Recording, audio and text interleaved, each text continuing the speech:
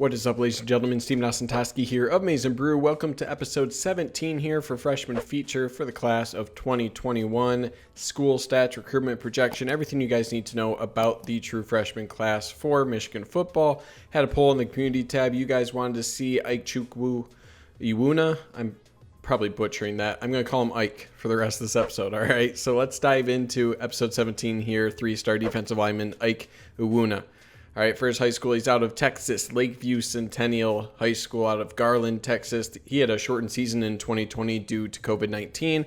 They were 4-1 in that shortened season. He lettered in track and field as well. So usually for these defensive linemen, you can see discus or shot put.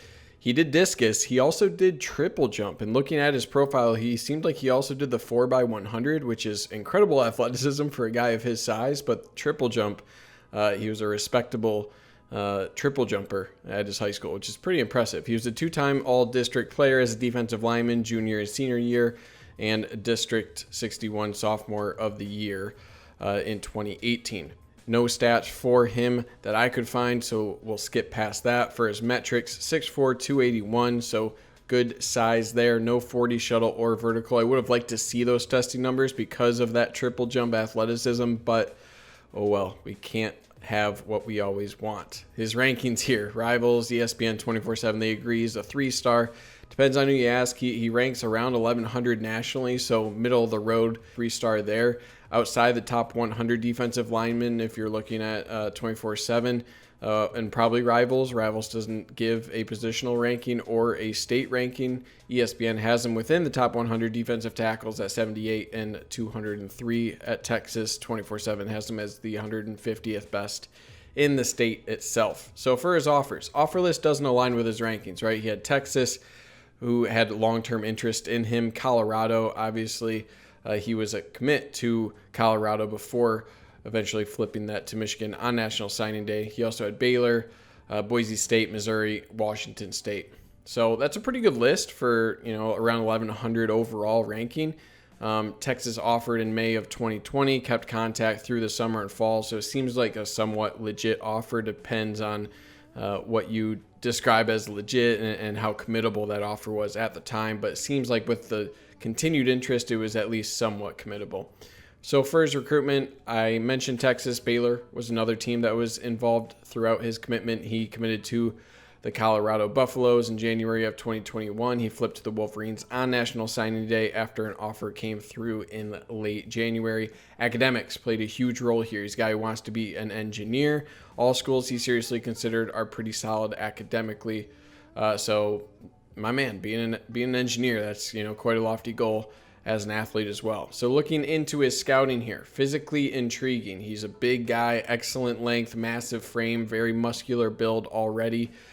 He adds some pretty good speed. I mentioned the 100-meter dash that he contributed to. Triple jump, you need some speed for that. So solid straight line speed, great motor, good use of bull rush with his strength and frame, stack and shed ability, disruptive in the run game.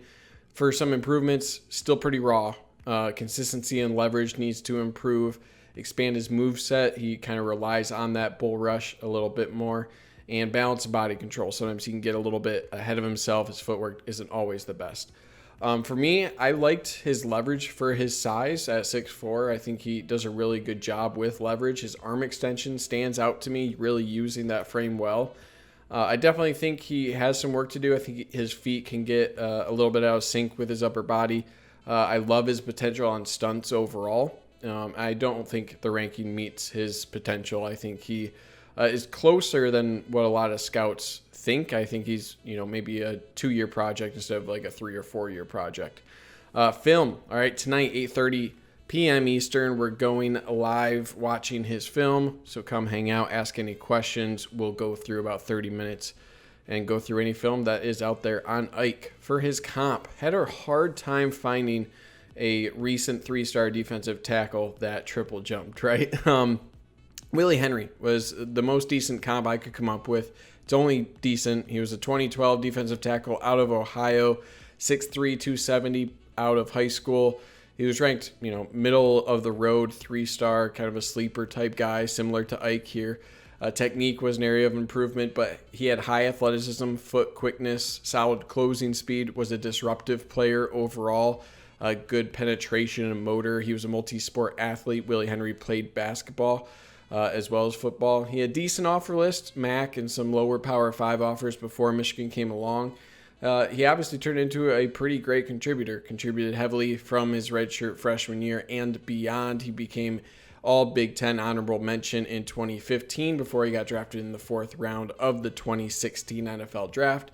Been around on a few teams in the pros, currently on the Eagles. So Ike is closer to that than I think a lot of people are considering, just with his overall frame. His upside is extremely high. So I think that ranking at 1,100 doesn't take that really into account for projection. So this is the definition of what a flyer should look like. And what I mean by that is just a guy who's almost there physically, tons of physical upside, just need to marinate. Need to learn a little bit, put him through the weight room, bulk him up, and see what you get on the other side. I would expect 2023 he would be emerging. That may seem quick, but I see a lot of the physical tools already there. He just needs to kind of put it all together.